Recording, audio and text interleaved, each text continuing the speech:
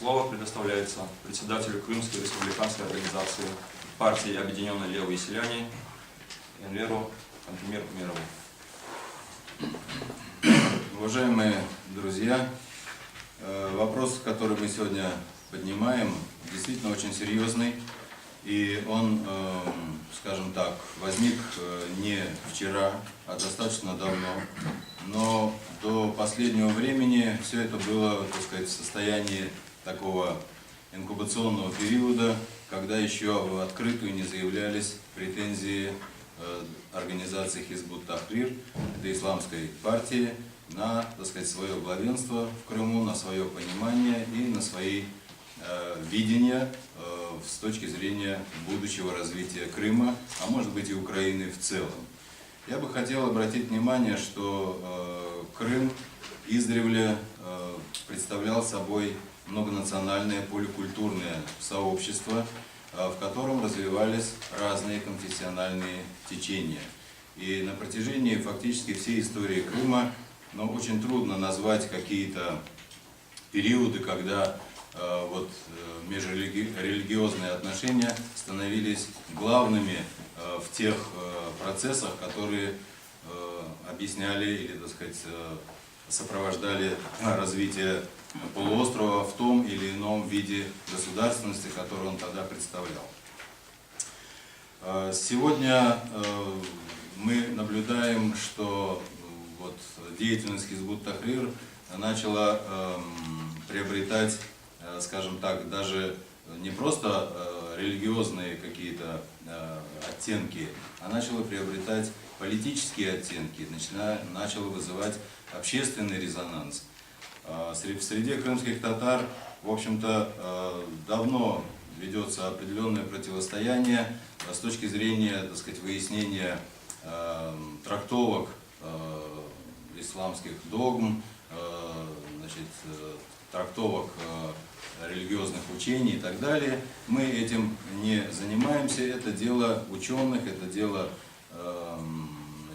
муфтията, это дело религиозных общин и других людей, которые получили соответствующее образование. Однако сама постановка вопросов и пренебрежение теми традициями, культурными традициями, религиозными традициями, которые характеризовали и характеризуют, в общем-то, крымских татар, вот это вызывает большую тревогу. И большую тревогу вызывают, конечно, политические амбиции данной исламской партии.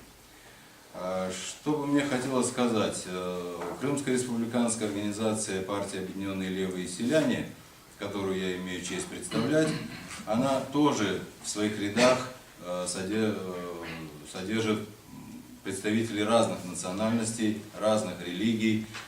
Я хочу сказать, что более половины, порядка 60% в этой организации крымские татары, которые как раз используют легитимные способы для, так сказать, политической борьбы, для того, чтобы продвигать свои идеи во власть, для того, чтобы работать на благо Крыма и на благо своего народа. На расширенном заседании исполкома Крымской республиканской организации также были рассмотрены эти вопросы, и было принято решение поддержать обращение ветеранов и, в общем-то, предупредить не только крымско-татарский народ, но всю крымскую общественность, политические силы Крыма и политические силы Украины о том, что недопустимо поощрять деятельность этой организации. Напомню, что данная организация Хизб ут-Тахрир запрещена во многих странах, в том числе и исламских странах, то есть там, где исламская религия является основной религией.